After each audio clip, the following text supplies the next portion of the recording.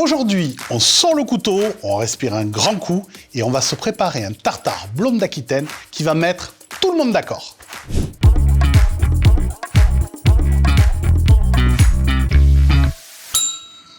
La blonde d'Aquitaine, c'est aussi ça l'excellence en cuisine. Pour la deuxième fois, elle rejoint fièrement un projet de promotion de l'Union européenne. Nous allons préparer une recette qui me tient particulièrement à cœur aujourd'hui, un tartare de bavette blonde d'Aquitaine. Pour cela, nous avons préparé du piment d'Espelette, jaune d'œuf, de l'échalote, des capres italiennes, des cornichons, des piments, de la moutarde, un jus de citron, du tabasco, une petite huile de noisette, de la sauce Worcester, un petit peu de zeste de citron, du sel et du poivre.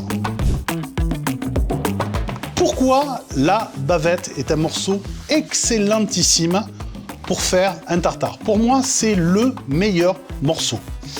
La fibre de cette bavette est exceptionnelle. Vous voyez, vous avez un sens, et vous allez voir tout à l'heure quand on va le découper, qui va avoir son importance. Vous avez les sens de la fibre, une viande magnifique. Important, demandez toujours à votre boucher une maturation de 15 jours minimum.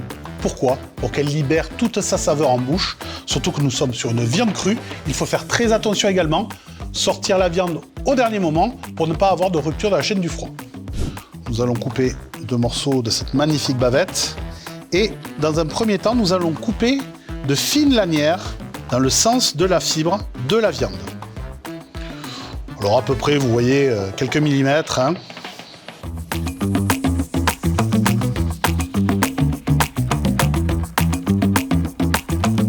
Notez la tendreté de la viande.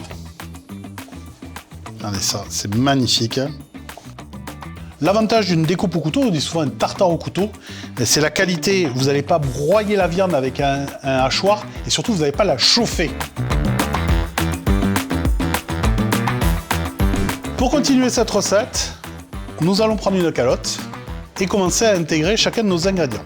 Nous commençons par le jaune d'œuf, la moutarde, un petit tour de moulin à poivre, à sel. Nous allons commencer à mélanger l'échalote, les capres italiennes, les cornichons, les petits piments en pickles, un petit peu de tabasco, un petit peu de sauce Worcester. Notez que j'ai bien prononcé du premier coup. Un petit jus de citron. Un petit tour de sel. Et je vous propose de le filmer et de l'envoyer au frigo afin que toutes ces saveurs infusent notre tartare.